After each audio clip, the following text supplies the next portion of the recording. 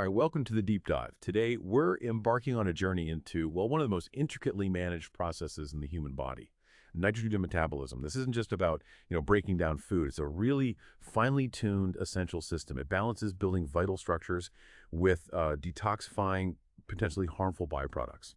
Our mission today is to kind of demystify how our bodies handle all the nitrogen we consume, mostly from dietary proteins.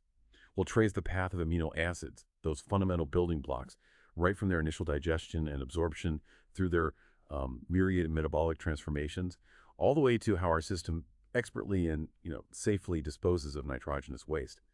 By the end of this deep dive, you should have a clearer step-by-step understanding of these complex biochemical pathways and appreciate the critical roles of key molecular players and grasp how these interconnected concepts are absolutely vital for maintaining our health.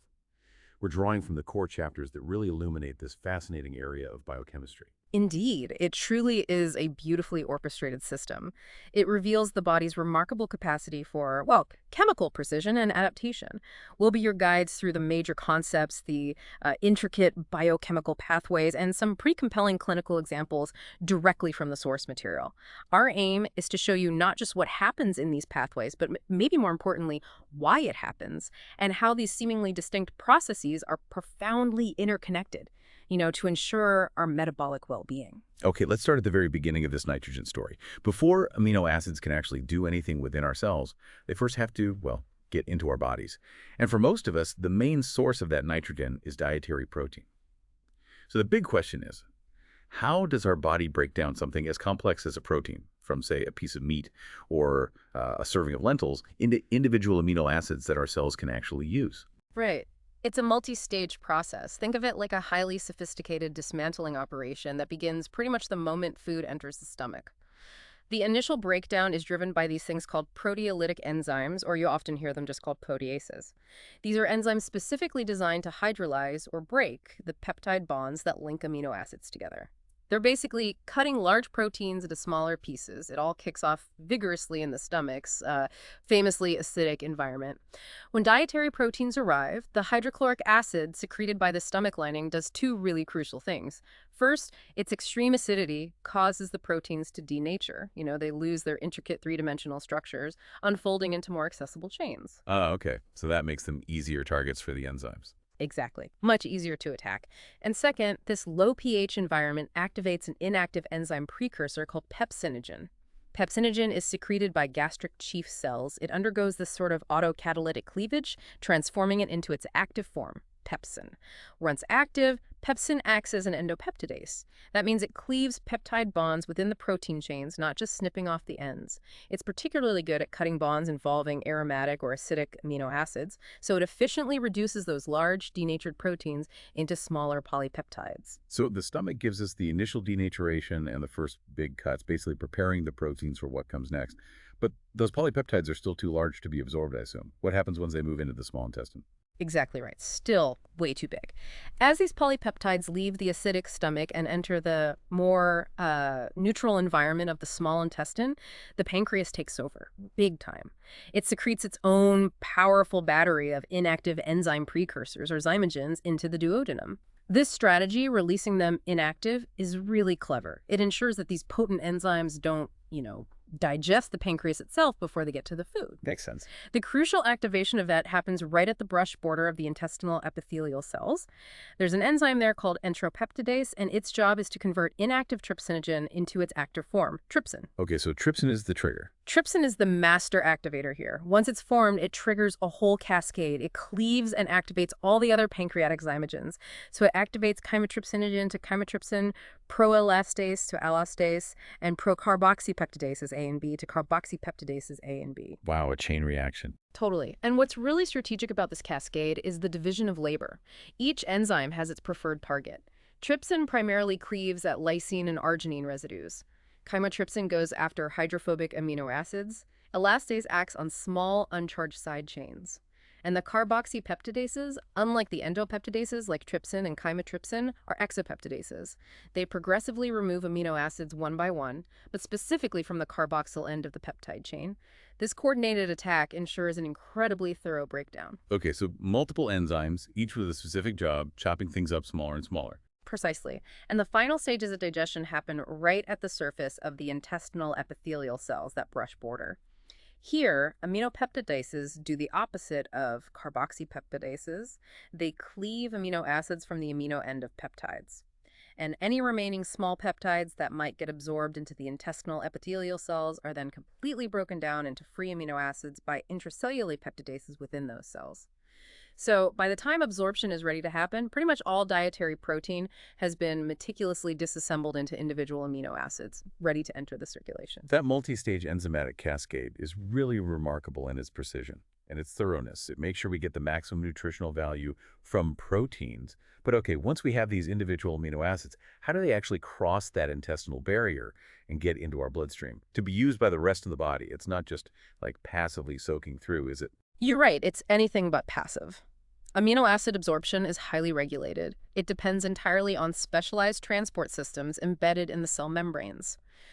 From the intestinal lumen, that's the inner space of your gut, amino acids move into the epithelial cells, lining the intestine mainly via sodium-dependent cotransport. Sodium-dependent. So, like, it needs sodium to work. Exactly. It's a form of secondary active transport. Sodium ions are moving down their electrochemical gradient, which is like moving downhill energy-wise, and as they move, they essentially pull amino acids along with them through the transporter protein. The sodium gradient, the downhill slope for sodium, is actively maintained by a Na plus K plus ATPase pump on the other side of the cell, the basolateral membrane. This pump uses ATP to constantly pump sodium out, creating the driving force for the co-transport. Okay, so the cell spends energy, but indirectly to keep that sodium gradient going. Precisely. And once inside the epithelial cells, amino acids then move across that basolateral membrane, the side facing the blood, via facilitated transporters. These don't directly consume ATP themselves, but they still require specific protein channels to help the amino acids move across the membrane down their concentration gradient this time. And these transporters aren't just general amino acid transporters, right? You mentioned specificity. That's crucial to understand. There isn't just one universal amino acid transporter. No way. Instead, there are various overlapping transport systems, and each has a preference for different classes of amino acids, neutral ones, basic ones, acidic ones, or amino acids like proline.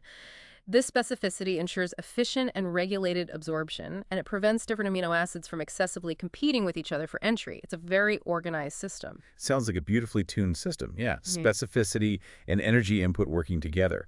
But given this precision, what are the clinical implications if one of these specialized transport mechanisms has, a glitch, a defect? That's a critical point, and it really reveals the fragility sometimes of such a precise system.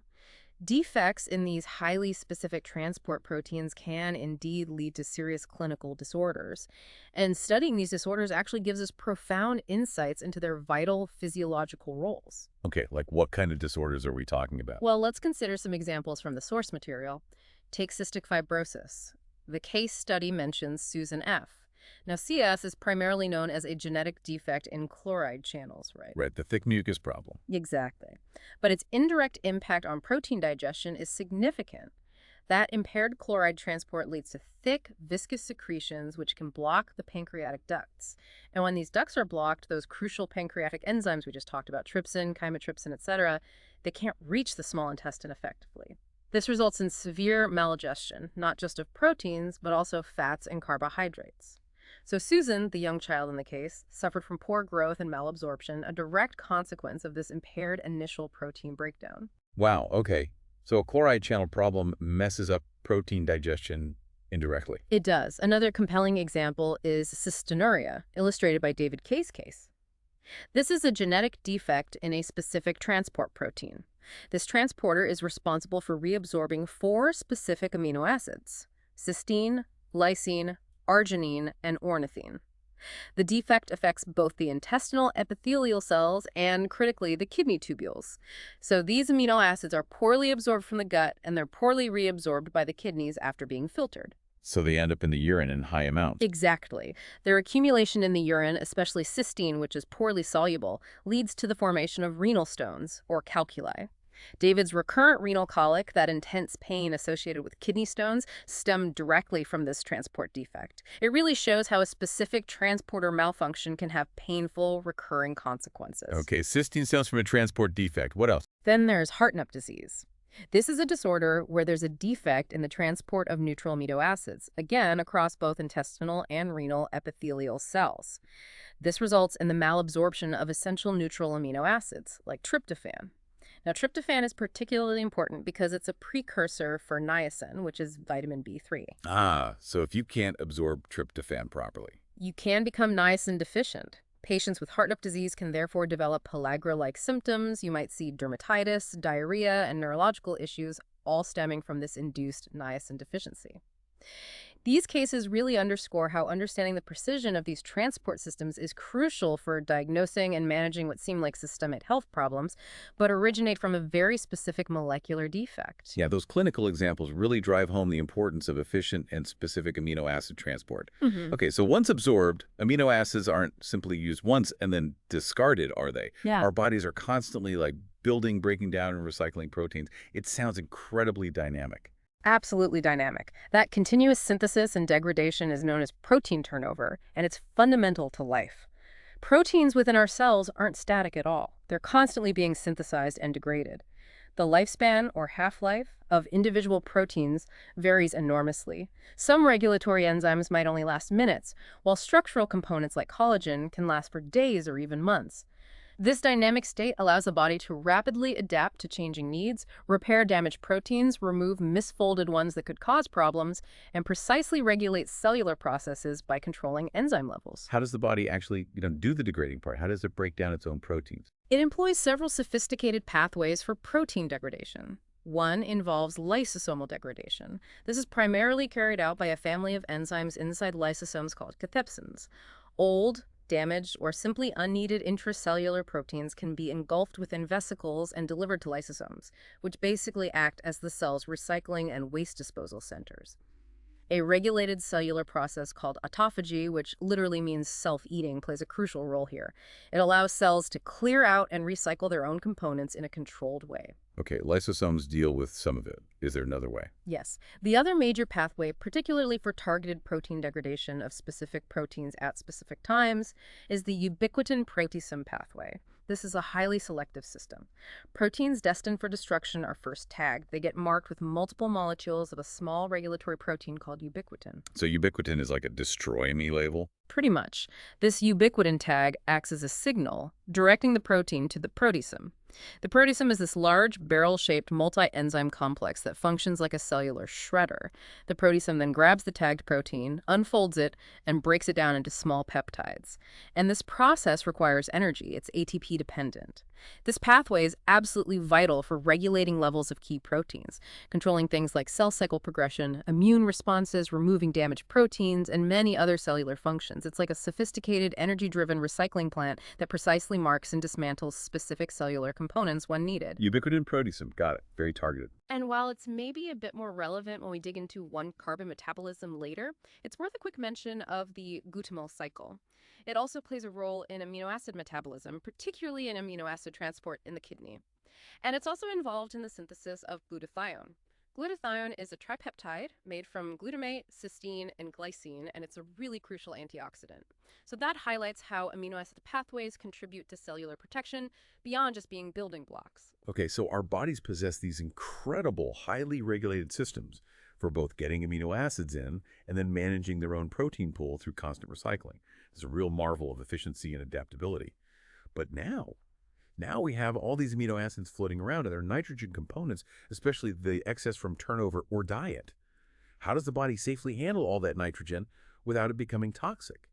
Because free nitrogen, ammonia, is bad news, right? Right, this brings us to a really crucial metabolic challenge. Once proteins are broken down into their amino acids, sure, some are repurposed, but the nitrogen from excess amino acids, or those broken down during turnover, needs super careful handling. Uncontrolled free nitrogen, particularly in the form of ammonia, NH3, or ammonium ions, NH4+, is highly toxic, especially to our central nervous system, the brain. So what's the body's strategy for managing this potentially dangerous nitrogen load? You've hit on the core problem that nitrogen metabolism has evolved to solve. Dietary proteins are indeed our primary nitrogen source, and the amino acids derived from them have several fates, like you said. They're used for synthesizing new proteins, obviously, and other nitrogen-containing compounds like neurotransmitters, heme, nucleotides, or Their carbon skeletons can be oxidized for energy. But when amino acids are used for energy, their nitrogen must be removed first and then safely excreted because you can't just burn the nitrogen. Right, you need to get rid of it somehow. Our bodies have evolved pretty sophisticated mechanisms for this. The major nitrogen excretory products are primarily passed out through urine. By far the most significant is urea. It accounts for about 90% of the nitrogen excreted that comes from amino acid catabolism. It's relatively non-toxic and water-soluble. Then there's ammonia itself, often excreted as ammonium ions, NH4+, directly by the kidneys. This actually plays a vital role in buffering protons and maintaining the body's acid-base balance, especially during acidosis. We also excrete creatinine, which is a byproduct of creatine phosphate metabolism in muscle. Its level is often used as an indicator of kidney function and muscle mass. And uric acid, which comes from the degradation of purine bases from DNR breakdown. Bilirubin from heme breakdown is another nitrogenous waste, though maybe less direct in this context. Urea is the main one then. How do we keep track of this whole process? Is there a way to measure the overall nitrogen status? Yes, to understand the overall state of nitrogen metabolism, we use the concept of nitrogen balance. It's pretty straightforward. A healthy adult is typically in nitrogen balance. This means their nitrogen intake, mainly from dietary protein, approximately equals their total nitrogen excretion through urine, feces, sweat, etc. Input equals output. Okay, balance. What if it's not balanced? Well, if excretion is greater than intake, you're in a negative nitrogen balance. This happens during states where the body's breaking down more protein than it's building. Think fasting, starvation, severe illness, trauma, or protein malnutrition, like in kwashiorkor. The body is essentially consuming itself for fuel or resources. Not good. Not good long-term, no. Conversely, positive nitrogen balance, where intake exceeds excretion, is observed during periods when the body is actively building more tissue and retaining nitrogen. So during growth, spurts in children, pregnancy, or recovery from illness or injury, the body is in an anabolic building state. Okay, nitrogen balance gives us the big picture. But let's go back to the immediate challenge, that toxic ammonia. How do we safely strip the nitrogen off the amino acids in the first place without letting free ammonia just accumulate and cause damage locally? Right, that's the key initial step, safely removing the amino group from the amino acid. This happens primarily through two key types of reactions. The most common way is through transamination reactions. This is like a molecular swap meet for amino groups. An amino group from one amino acid is transferred onto an alpha keto acid, which is basically an amino acid's carbon backbone without its nitrogen. The most typical acceptor keto acid is alpha ketoglutarate. This swap results in a new amino acid. When alpha-ketoglutarate accepts the amino group, it becomes glutamate, and a new alpha-keto acid, the original amino acid minus its nitrogen. These reactions are catalyzed by enzymes called aminotransferases, or you often hear them called transaminases. ALT and AST are famous examples you see on liver function tests. And they need help, right? A cofactor. Absolutely essential help. Pyridoxal phosphate, PLP, which is derived from vitamin B6, is a crucial cofactor for all these transamination reactions. PLP acts as a temporary carrier, kind of holding onto the amino group during the transfer from the amino acid to the keto acid. Okay, so transamination swaps amino groups around, often funneling them onto glutamate. What happens then? How does the ammonia actually get released? Once amino groups are collected, often in the form of glutamate, they can then be directly removed as ammonia through oxidative deamination. The main enzyme for this, especially in the liver mitochondria, is glutamate dehydrogenase, GDH. GDH specifically removes the amino group from glutamate, releasing free ammonia, NH4+. What's interesting is that this reaction is reversible. GDH can also fix ammonia onto alpha-ketoglutarate to form glutamate when ammonia levels are high and alpha-ketoglutarate is available. This makes GDH a critical regulatory point for ammonia levels. It uses either NAD+ or NADP+ as cofactors, linking ammonia metabolism to the cell's redox state. So glutamate acts as this central collection point for nitrogen from many amino acids via transamination, and then GDH is the key enzyme in the liver for liberating that problematic ammonia, but in a controlled way, inside the mitochondria. But wait, if ammonia is toxic, especially to the brain, how do peripheral tissues like muscle safely transport the nitrogen they generate from amino acid breakdown to the liver for detoxification? They can't just release free ammonia into the bloodstream, can they? No, they absolutely cannot. That would be disastrous. Peripheral tissues have clever, ingenious strategies to transport nitrogen safely packaged to the liver where the urea cycle can process it. One major strategy uses glutamine as an ammonia carrier. In many tissues, especially muscle and brain where ammonia production can be significant, any free ammonia generated is rapidly mopped up. It gets combined with glutamate by the enzyme glutamine synthetase to form glutamine. So glutamine is like a safe, transportable form of ammonia. Exactly. Glutamine is non-toxic, it's highly abundant in the blood, and it's readily transportable. It circulates safely in the blood. It then travels primarily to the liver and also the kidneys. In the liver and kidney mitochondria, another enzyme, glutaminase, effectively reverses the process. It releases the ammonia from glutamine, making it available for the urea cycle in the liver or for direct excretion by the kidneys. This whole system prevents local ammonia toxicity in peripheral tissues. Okay, glutamine is one way. You mentioned muscle specifically. Is there another way for muscle? Yes, particularly for muscle tissue during periods like fasting or intense exercise when it's actively breaking down branched-chain amino acids for energy. There's a specialized mechanism called the glucose-alanine cycle. The amino groups from these degraded branched-chain amino acids get transaminated onto pyruvate, which is readily available from glucose breakdown in muscle forming the amino acid alanine. Alanine is then released from the muscle and travels through the bloodstream to the liver. In the liver, the alanine is transaminated back to pyruvate. Now, this pyruvate can be used by the liver for gluconeogenesis, making new glucose, which can then be sent back to the muscle for fuel. Oh, that's neat. A cycle. It is. And meanwhile, the amino group that came off the alanine in the liver is released, typically transferred to glutamate, and then enters the urea cycle for safe disposal. So it acts like an efficient circular courier service. It safely transports nitrogen from muscle to liver while simultaneously providing glucose precursors back to the muscle. It neatly links amino acid and glucose metabolism between these two tissues. These transport systems, glutamine and the glucose-alanine cycle, sound absolutely critical for preventing ammonia buildup systemically. Okay, so once all that safely transported nitrogen, often arriving as glutamine or alanine, reaches the liver, that's where the body's ultimate detox process kicks in, the urea cycle. This must be the real centerpiece of ammonia detoxification. Indeed. The urea cycle is the body's primary indispensable mechanism for converting highly toxic ammonia into relatively non-toxic water-soluble urea. Urea can then be safely transported in the blood to the kidneys for excretion in the urine. It's a remarkably intricate cyclical pathway. It happens primarily in the liver. Liver cells are pretty much the only ones with all the necessary enzymes. And the steps actually span two cellular compartments. It starts in the mitochondrial matrix and then continues in the cytosol. Let's walk through this vital pathway step by step. Imagine it like a specialized molecular assembly line. Okay, assembly line for urea, step 1. Step 1, and this is often the rate-limiting step, occurs inside the mitochondrial matrix. Carbamoyl phosphate synthesis. Here, the free ammonia, NH4+, that was just released, say from glutamate by GDH or from glutamine by glutaminase, combines with bicarbonate, HCO3. This reaction consumes 2 molecules of ATP, which really underscores the high energy cost of detoxifying ammonia to form a high-energy compound called carbamoyl phosphate. This crucial first step is catalyzed by carbamoyl phosphate synthetase HRZF4, CPSI. Remember the I because there's a CPS2 involved in pyrimidine synthesis in the cytosol? Got it. CPSI in the mitochondria uses ammonium bicarb, cause 2 ATP. What's next? Next, still within the mitochondria, is the ornithine transcarbamylase OTC reaction. Carbamoyl phosphate we just made condenses with ornithine. Ornithine is another amino acid, but not one of the 20 standard proteinogenic ones. It acts like a carrier molecule within the cycle. This condensation forms citrulline. Ornithine is regenerated at the end of the cycle, ready to pick up another carbamoyl phosphate, keeping the cycle turning. Think of ornithine as the internal shuttle bus. Okay, ornithine plus carbamoyl phosphate makes citrulline, still in the mitochondria. Then what? Then citrulline is transported out of the mitochondria into the cytosol, the main fluid compartment of the cell.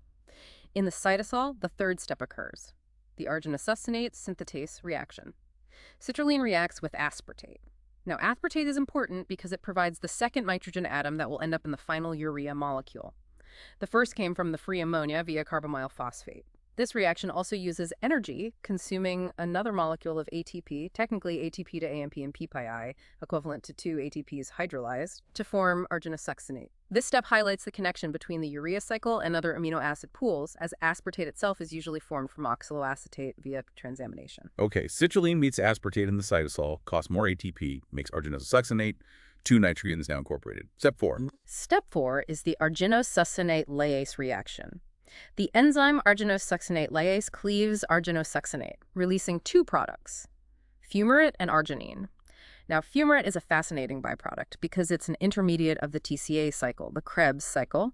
This creates a direct metabolic link between the urea cycle and central energy metabolism. How so? What happens to the fumarate?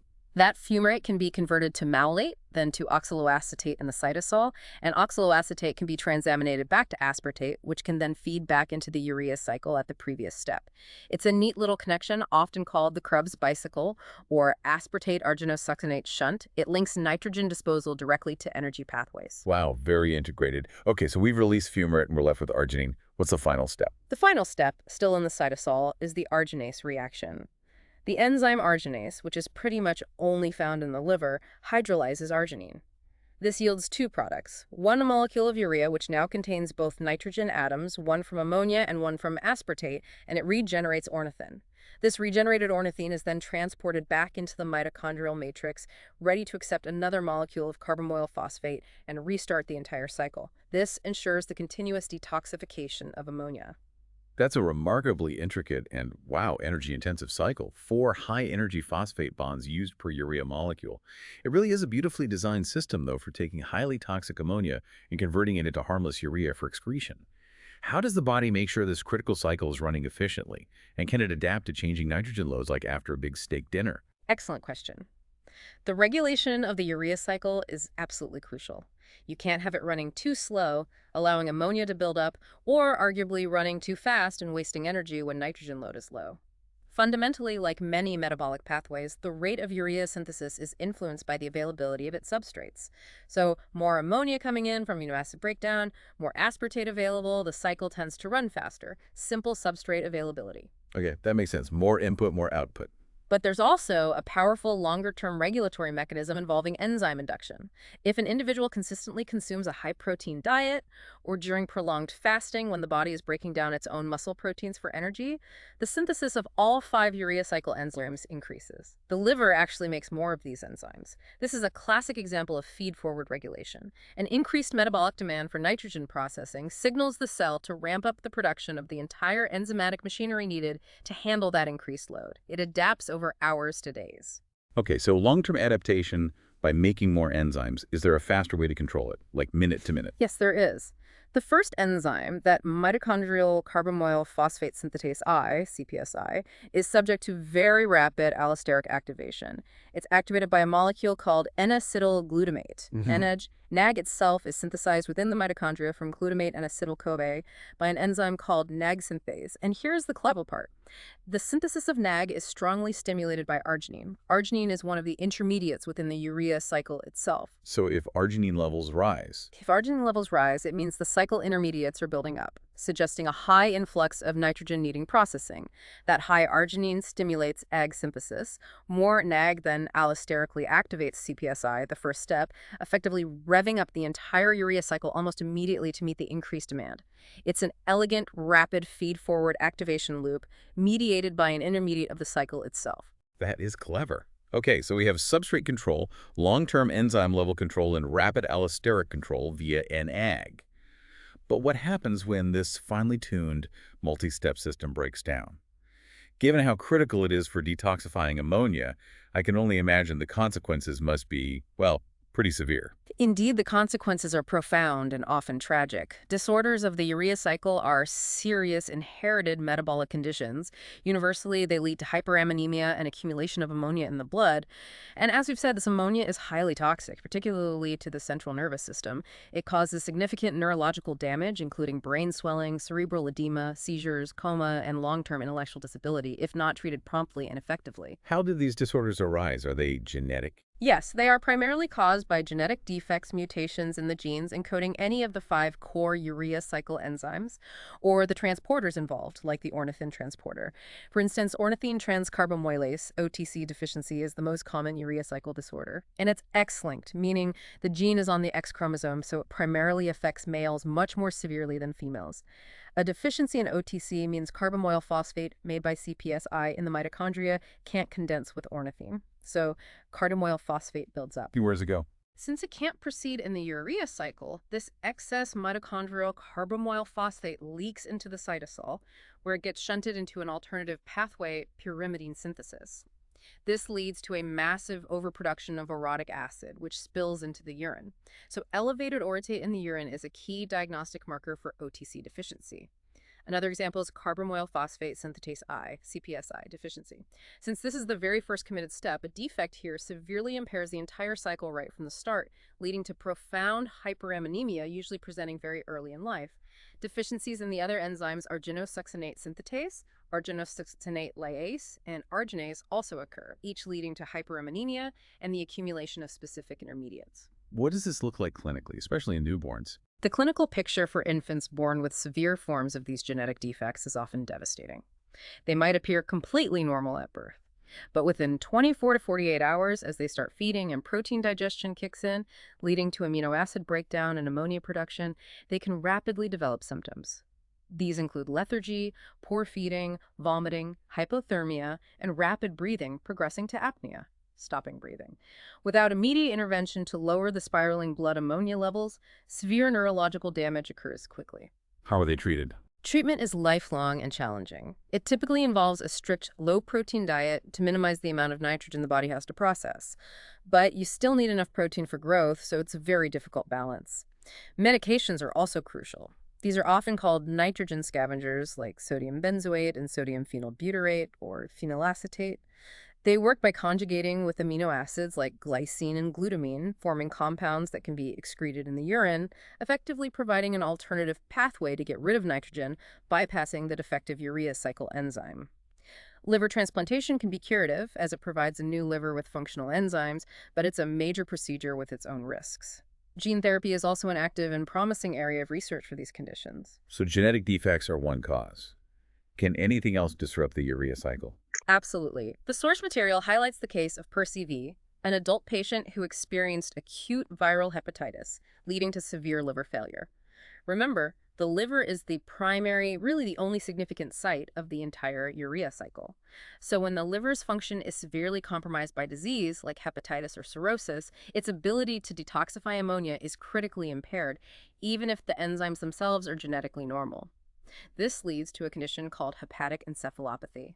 Toxins, especially ammonia generated in the gut by bacteria, bypass the damaged liver's normal metabolic processing, they don't get converted to urea, and are shunted directly into the systemic circulation, reaching the brain. And that causes neurological problems. Yes, severe neurological symptoms ranging from confusion, disorientation, and personality changes, asterixis or liver flap is a classic sign, all the way to stupor and coma.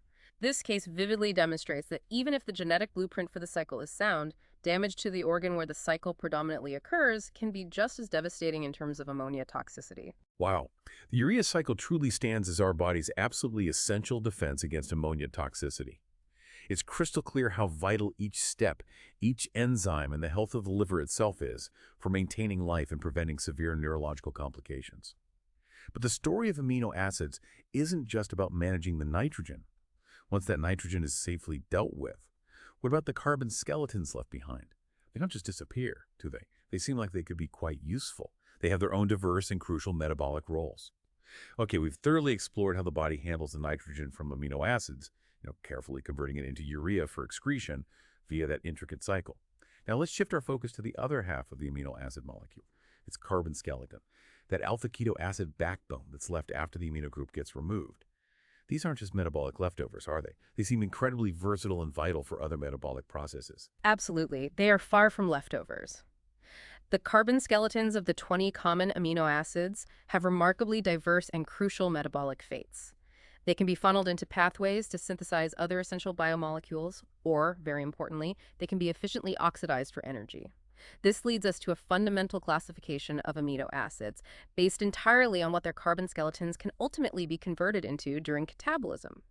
We classify them as either glucogenic or ketogenic. Glucogenic and ketogenic. Okay, what does that mean exactly? Glucogenic amino acids are those whose carbon skeletons can be broken down into intermediates that can then enter the pathway of gluconeogenesis. That's the synthesis of new glucose, primarily in the liver and kidneys.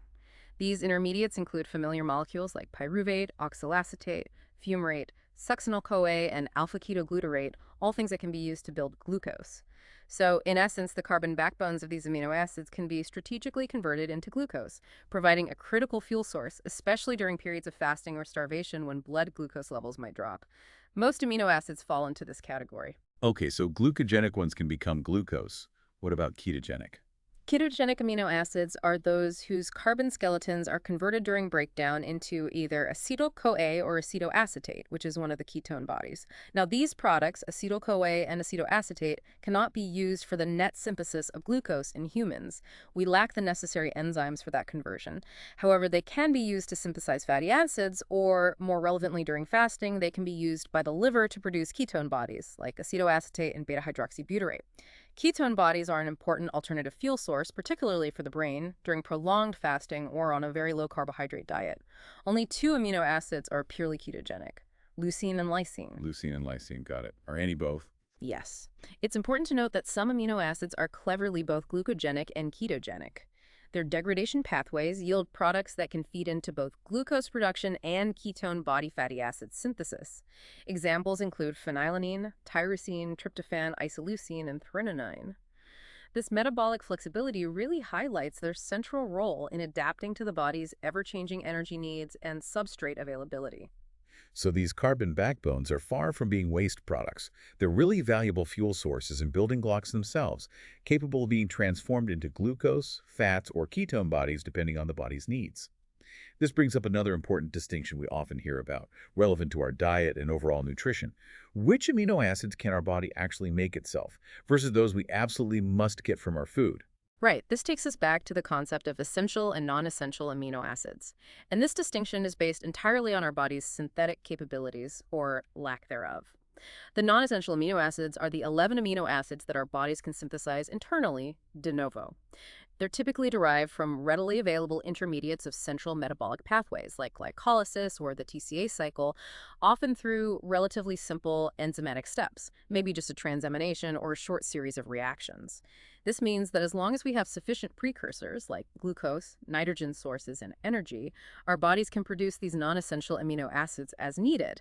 Examples include alanine, aspartate, glutamate, serine, etc. Okay, 11 we can make. What about the essential ones? In contrast, the essential amino acids are the 9 amino acids that cannot be synthesized by the human body at all, or not in sufficient amounts to meet physiological needs. Therefore, they must be obtained directly from the diet. These include histidine, isoleucine, leucine, lysine, methionine, phenylamine, threonine, tryptophan, and valine.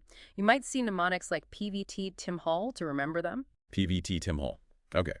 And the exceptions? Well, arginine is often considered conditionally essential. While adults can synthesize it via the urea cycle, the rate of synthesis might not be sufficient to meet the high demands during periods of rapid growth, like in childhood or during recovery from major illness or trauma. So, in those conditions, dietary arginine becomes essential. This whole distinction really underscores why a balanced, protein-rich diet, providing adequate amounts of all the essential amino acids, is absolutely critical for health, growth, repair, and proper development.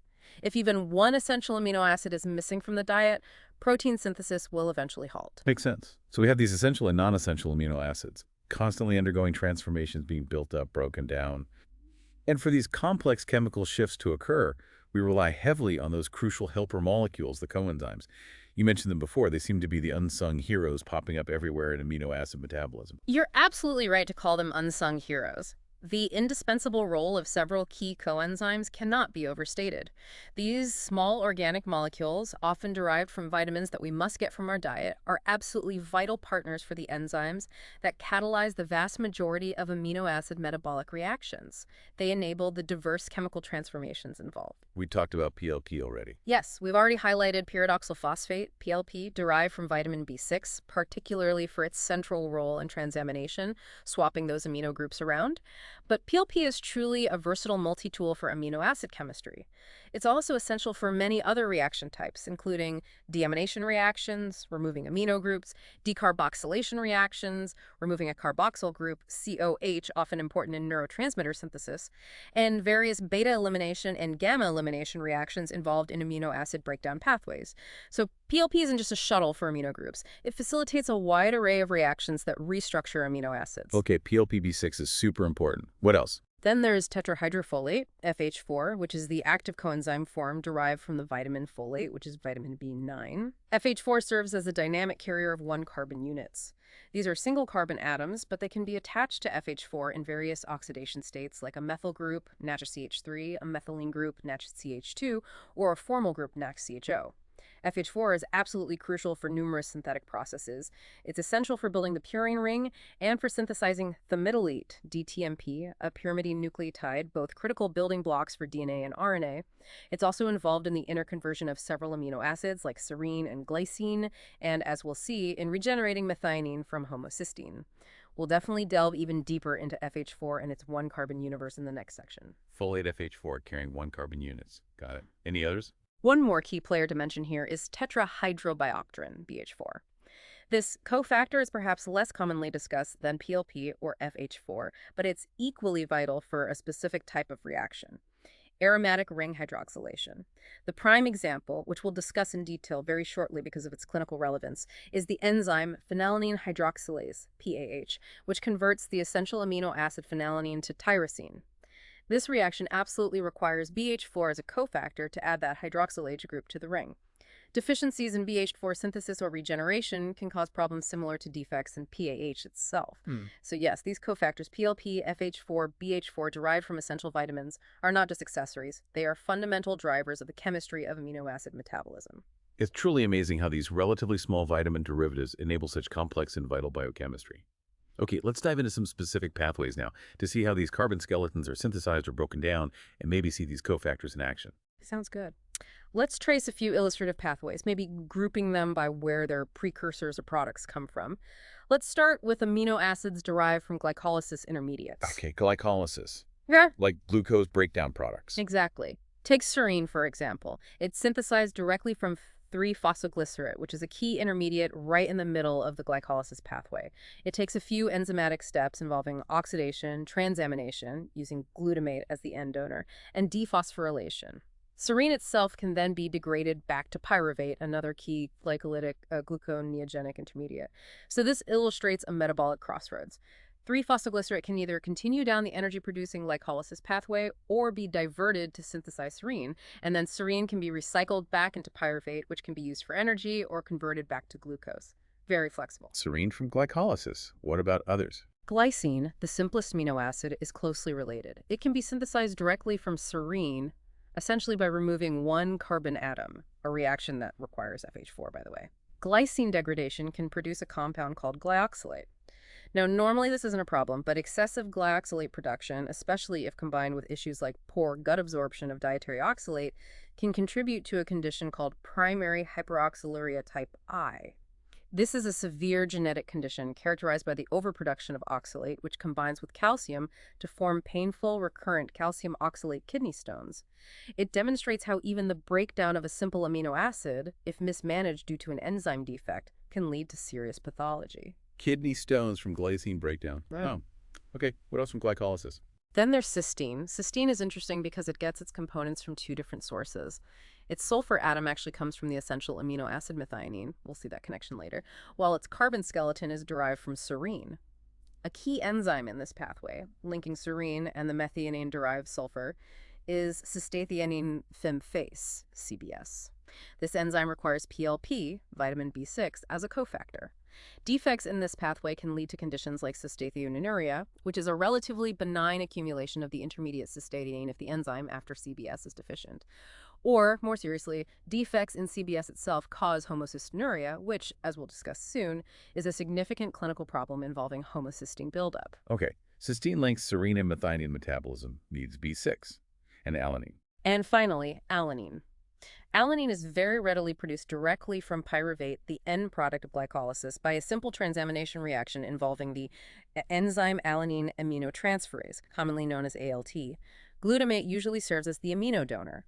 As we mentioned when discussing the glucose-alanine cycle, alanine is a major glucogenic amino acid, playing that crucial role in transporting nitrogen safely from muscle to the liver while providing pyruvate precursors back to the liver for glucose synthesis.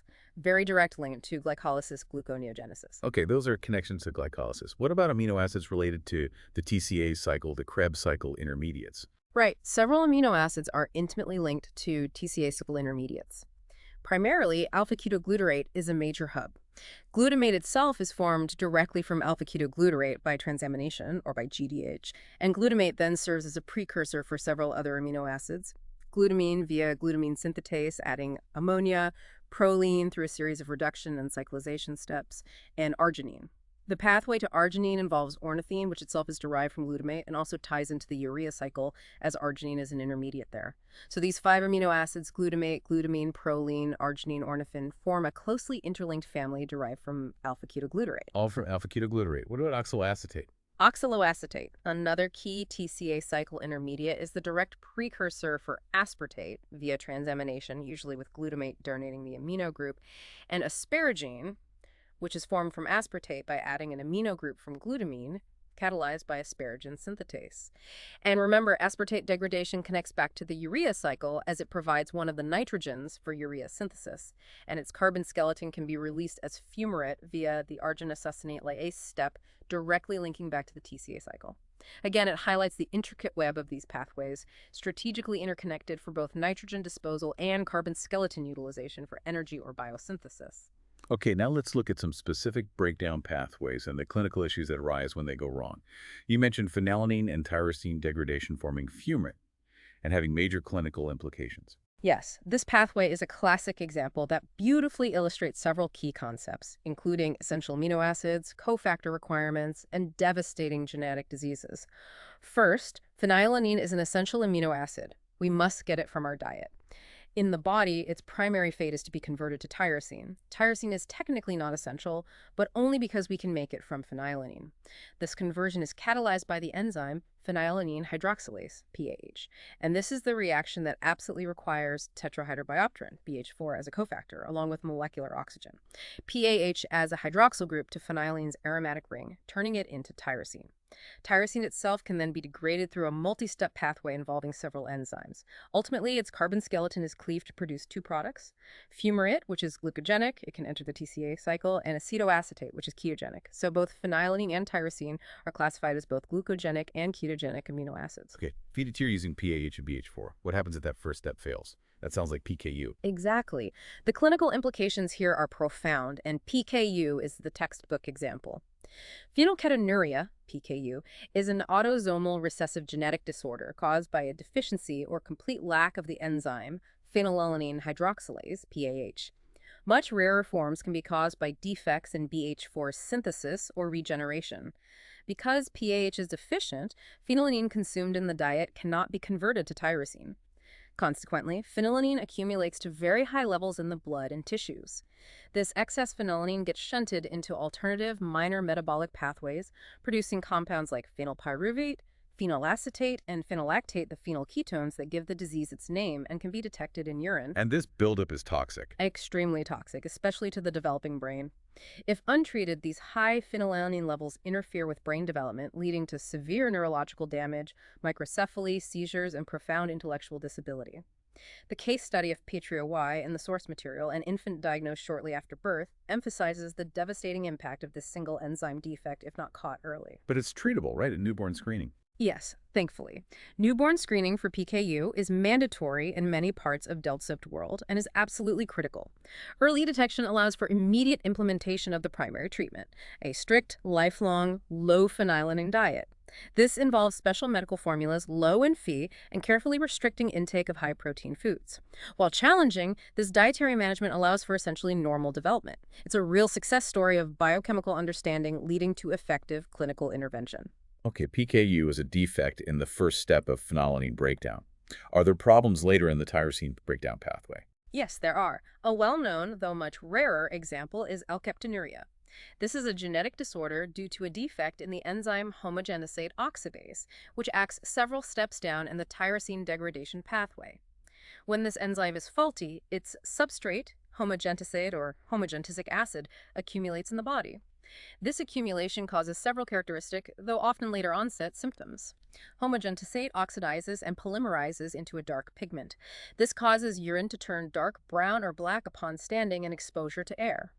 Over time, this pigment deposits in connective tissues, especially cartilage, leading to a bluish-black discoloration called ochronosis. You might see it in the ears or eyes. And perhaps most debilitatingly, it leads to severe early-onset arthritis, particularly in the spine and large joints. It's another vivid example of how a specific enzymatic block leads to the accumulation of an intermediate that then causes a distinct set of clinical problems. We have urine, black cartilage, arthritis. Okay, alkaptonuria. Now, what about the amino acids that break down to succinyl coenzyme A? You mentioned methionine, valine, isoleucine, threonine. Right. The degradation pathways of these amino acids ultimately feed into the TCA cycle intermediate succinyl-CoA. Let's focus particularly on methionine metabolism, as it's complex and clinically very significant. Methionine is another essential amino acid. Its primary role, beyond protein synthesis, is as the precursor for S-adenosylmethionine. SAM, as we hinted, serves as the body's primary universal methyl group donor, absolutely critical for countless methylation reactions. We'll expand on SAM's role in the next section.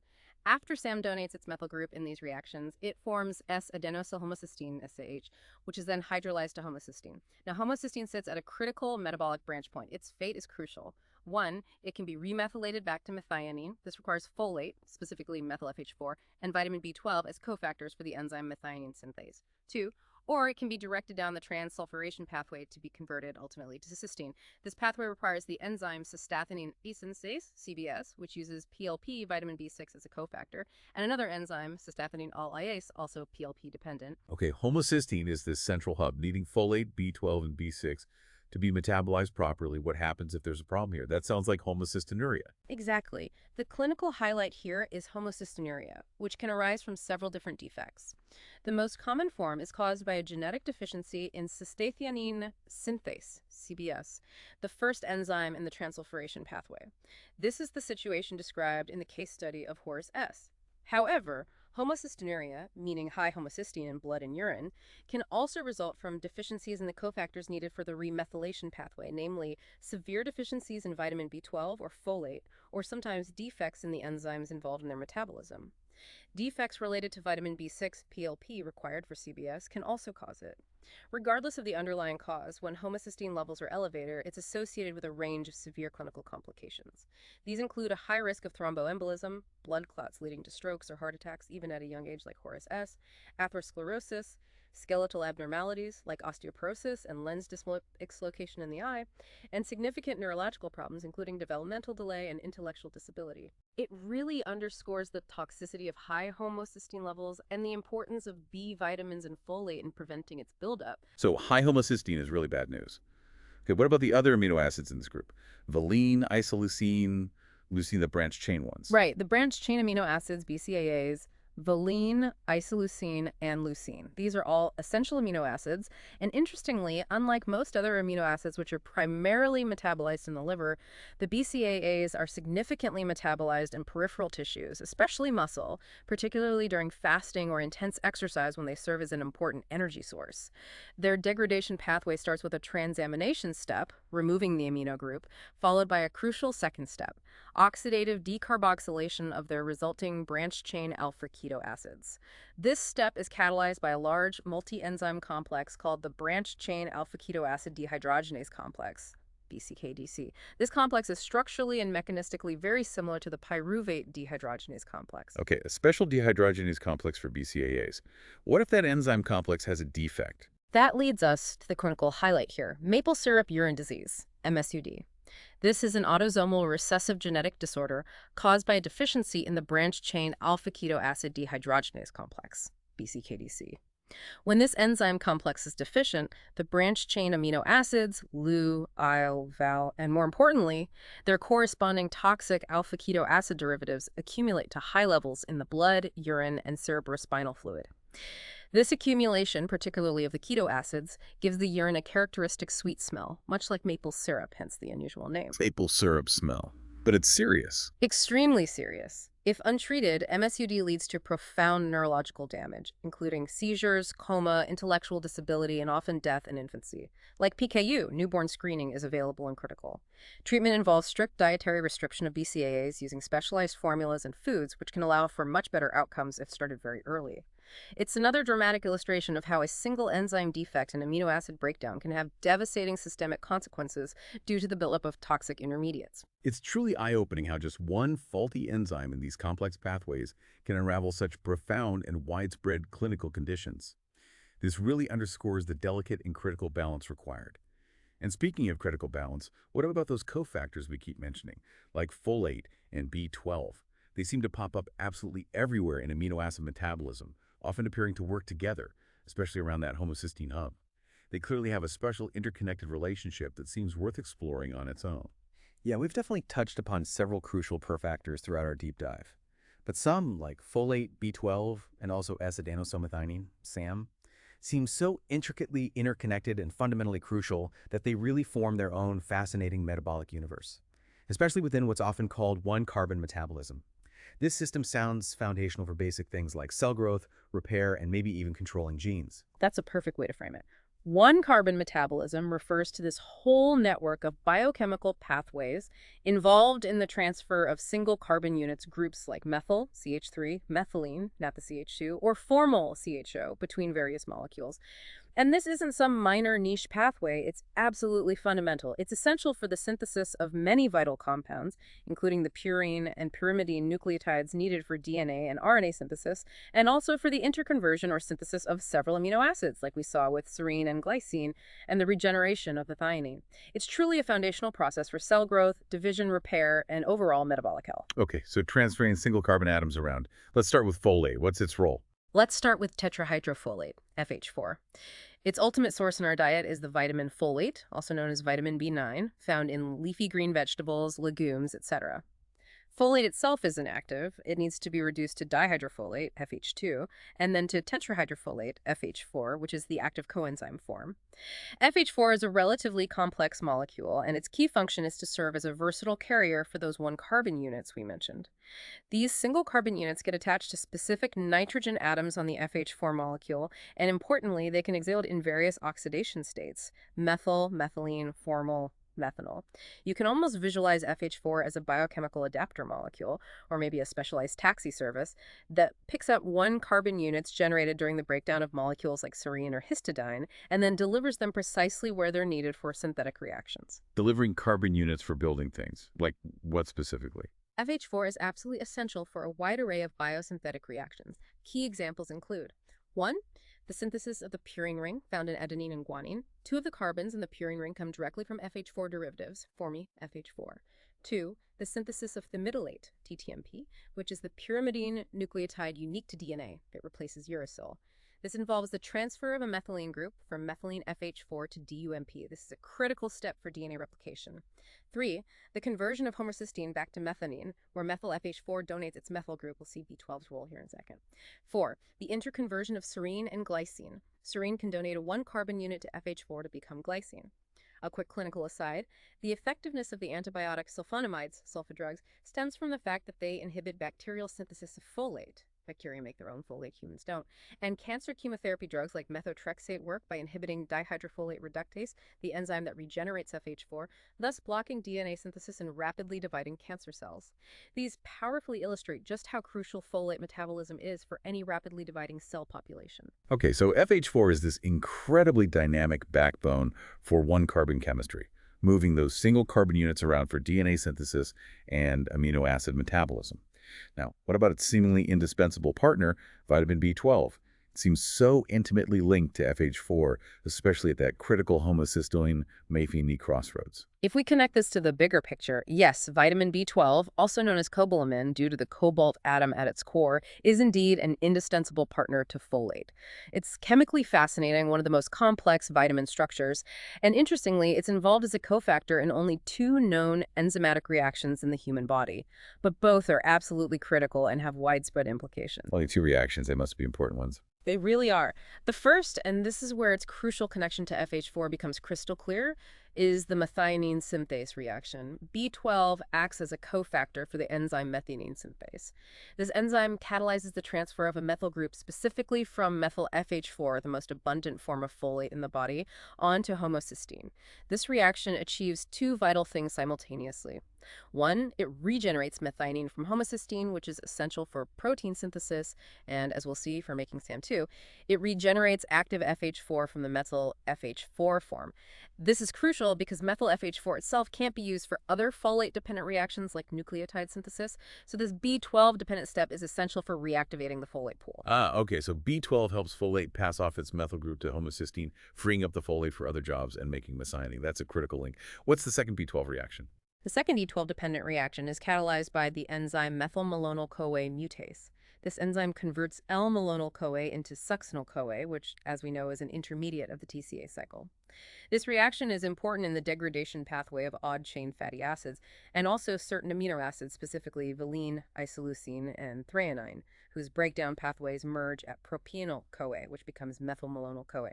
So a deficiency in B12 will also block this step, leading to a buildup of methylmalonyl-CoA and methylmalonic acid in the blood and urine, which is another key diagnostic marker for B12 deficiency. Okay, methionine synthase and methylmalonyl-CoA mutase. And you mentioned B12 absorption is tricky. Yes, that's a unique and clinically very relevant aspect of B12.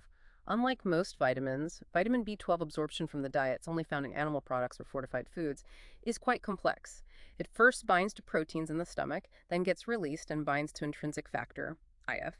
IF is a special glycoprotein secreted by the gastric parietal cells, the same cells that secrete acid. This B12 IF complex then travels down to the terminal ileum, the last part of the small intestine, where specific receptors recognize the complex and allow B12 to be absorbed. Without sufficient intrinsic factor, which can happen due to autoimmune destruction of parietal cells, pernicious anemia, or after stomach surgery, B12 cannot be efficiently absorbed from the gut, even if dietary intake is adequate. This leads to systemic B12 deficiency over time, as body stores are large but finite. Intrinsic factor. Okay, that explains pernicious anemia. So B12 and folate are clearly working hand in hand in this key metabolic hub, almost like co-captains of the one-carbon team. Now, you mentioned SAM earlier, S-adenosylmethionine. How does that fit into this one-carbon world? It's made from methionine, which B12 and folate help regenerate. That's the crucial link. S-adenosylmethionine, SAMM, often pronounced SAM, acts as the body's primary, essentially universal methyl donor. It is absolutely central to countless methylation reactions occurring throughout the cell. Think of it as the activated high-energy form of a methyl group, ready to be transferred. How is it made? SAM is synthesized directly from the essential amino acid methionine and ATP. The enzyme methionine adenosyltransferase catalyzes this reaction. It's an unusual reaction because all three phosphate groups are cleaved from ATP, transferring the adenosine moiety directly onto the sulfur atom of methionine. This is an energy-costly process, highlighting SAM's metabolic importance. And once it's made, it donates that methyl group. Exactly. Once formed, SAM is incredibly reactive due to that positively charged sulfur atom holding the methyl group. It's primed to donate that methyl group. SAM participates in numerous vital biochemical reactions, including the synthesis of compounds like creatine, important for energy storage in muscle, epinephrine, adrenaline, and carnitine, needed for fatty acid transport. Critically, the methylation of DNA and RNA. This is a key mechanism in epigenetic regulation, influencing which genes are turned on or off without altering the underlying DNA sequence itself. Also, the methylation of phospholipids, like phosphatidylcholine, which are important components of cell membranes and involved in signaling pathways. It's involved in methylating proteins and neurotransmitters, too. SAM is incredibly busy. Wow, methylation's everywhere. What happens to SAM after it donates its methyl group? After donating its methyl group, SAM becomes S-adenosylhomocysteine, SAH. SAH is then quickly hydrolyzed by another enzyme to release adenosine and homocysteine, and boom. This directly links SAM metabolism right back to the homocysteine-methionine cycle we just discussed involving B12 and folate. It's a constant, tightly regulated cycle. Methionine is activated to SAM using ATP. SAM donates its methyl group for vital reactions, becoming SAH. SAH is hydrolyzed to homocysteine. Homocysteine then crucially needs B12 and folate, specifically methyl FH4, to be remethylated back to methionine, allowing the cycle to continue and providing methionine to make more SAM. So SAM is constantly generating homocysteine as a byproduct of its methylation work. And that homocysteine then needs B12 and folate to be recycled. This sounds like a really intricate and indispensable feedback loop, but also maybe quite vulnerable. What happens if any part of this interconnected system, SAM production, methylation, homocysteine recycling via folate B12 gets disrupted? I imagine the consequences could be widespread and pretty severe. You're absolutely right to anticipate that. Disruptions anywhere in this one carbon metabolism network, especially those involving folate, B12, SAM, or homocysteine processing, have significant and often severe clinical implications. This is because these pathways are central to so many vital cellular functions. Like what kind of implications? We talked about homocystinuria already. Right. One of the major consequences we've already touched upon is elevated homocysteine levels in the blood, hyperhomocystinemia. As we discussed with Horace S.'s case, High levels of homocysteine are a known independent risk factor for cardiovascular disease. It's linked to an increased risk of blood clotting disorders, thrombosis, and damage to the endothelial lining of blood vessels, promoting atherosclerosis. Elevated homocysteine is also associated with neurological problems, including cognitive decline and an increased risk of dementia. And the causes can be genetic or nutritional. Exactly. The causes for elevated homocysteine are varied. Genetic defects, like the deficiency in cystathionine Wittgenstein, causing classic homocystinuria, or very commonly, nutritional deficiencies in the crucial cofactors needed for homocysteine metabolism, specifically vitamin B6, PLP, vitamin B12, or folate. Deficiencies in any of these can impair either the transsulfuration pathway or the remethylation pathway, leading to homocysteine buildup. Okay, high homocysteine is bad. What else goes wrong with folate or B12 deficiency? You mentioned anemia. Yes, another very characteristic clinical consequence, specifically of deficiencies in either folate or vitamin B12, is megaloblastic anemia. In the absence of sufficient functional folate or B12, DNA synthesis is impaired. Remember, folate is critical for making the purines and pyrimidines needed for DNA. This particularly affects rapidly dividing cells, like the hematopoietic stem cells in the bone marrow that produce our blood cells. The red blood cell precursors fail to divide properly but continue to grow in size, becoming abnormally large and immature. These are called megaloblasts. They often die in the marrow before maturing or enter circulation as large, fragile red cells, macrocytes. The result is anemia, a reduced number of functional red blood cells. The case study of Jean T in the source material illustrates this well, where her lab results showed macrocytic anemia, large red cells, and low serum B12, perfectly consistent with megaloblastic anemia due to B12 deficiency. Megaloblastic anemia. Large, immature red cells due to faulty DNA synthesis. Is there a way B12 deficiency can look like folate deficiency? Yes, and that's explained by the methyl trap hypothesis. This elegantly explains why B12 deficiency can cause a megaloblastic anemia that looks identical hematologically to folate deficiency. Remember, the B12-dependent methionine synthase reaction is required to transfer the methyl group off of methyl FH4. In the absence of functional B12, this reaction stops. As a result, folate gets effectively trapped in the unusable methyl FH4 form. Even if total body folate levels are adequate, the folate required for other crucial reactions, particularly the synthesis of purines and thymidylate for DNA, becomes unavailable because it's stuck as methyl FH4. So B12 deficiency induces a functional folate deficiency at the cellular level, leading to the same impairment in DNA synthesis and thus megaloblastic anemia. The methyl trap. B12 needed to free up the folate. Clever. What about folate deficiency during pregnancy? This is perhaps one of the most critical and publicly recognized implications. Folate deficiency during early pregnancy, often before a woman even knows she's pregnant, is a major risk factor for neural tube defects, NTDs, in the developing fetus. The neural tube is the structure that develops into the brain and spinal cord. Defects in its closure during the first few weeks of gestation can lead to devastating conditions like spina bifida, incomplete closure of the spinal cord, or an encephaly, absence of a major portion of the brain.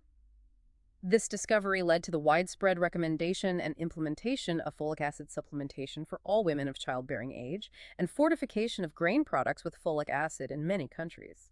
It's been remarkably successful in reducing the incidence of NTDs, highlighting the profound importance of folate for rapid cell division and development. Absolutely critical. And are there genetic issues with folate itself? Yes, though rarer, there are conditions like hereditary folate malabsorption. This is caused by mutations in the PCFT gene, which encodes the primary transporter responsible for absorbing dietary folate in the intestine. Infants born with this condition develop severe systemic folate deficiency very early in life, leading to megaloblastic anemia, immune deficiencies, and severe developmental and neurological problems. It demonstrates that sometimes the issue isn't dietary intake, but a fundamental defect in the body's ability to absorb or utilize the vitamin. It's truly incredible, isn't it? How seemingly small molecules like these B vitamins and the intricate dance of these single carbon units can have such a profound and widespread impact on our health. Everything from blood cell formation to brain development, cardiovascular function, even potentially gene regulation through methylation. This really underscores the deep interconnectedness of biochemistry and why understanding these pathways down to the cofactors and enzymes is so critically important for understanding health and disease. #recap and outro. Absolutely.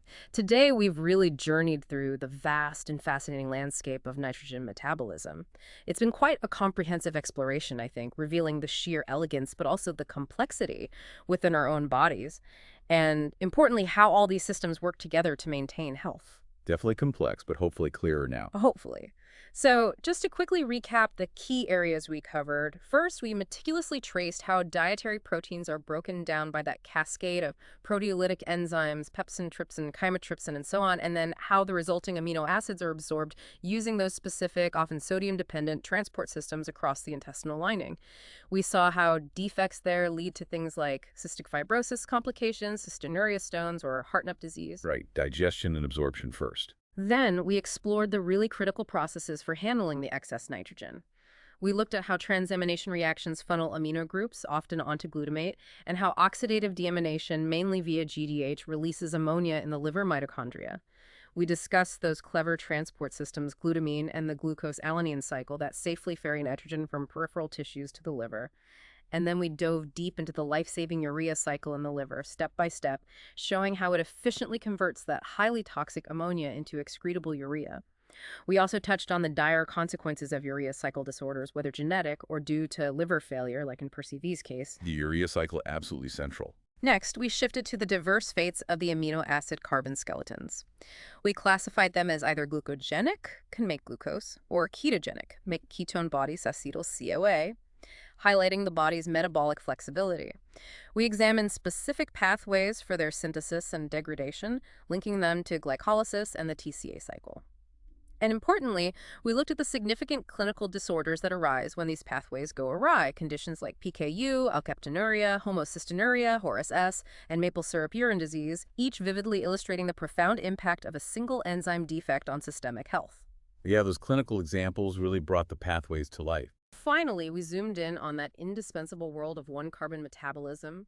We focused on the crucial roles of tetrahydrofolate, FH4, as a one-carbon carrier, vitamin B12 as its key partner, especially in the methionine synthase reaction, and also for methylmalonyl-CoA mutase and S-adenosylmethionine, SAM, as the universal methyl donor for countless reactions, including epigenetic modifications. And we uncovered their critical connections to health issues, how deficiencies or defects lead to elevated homocysteine, megaloblastic anemia, gene T, the methyl trap, and even devastating neural tube defects.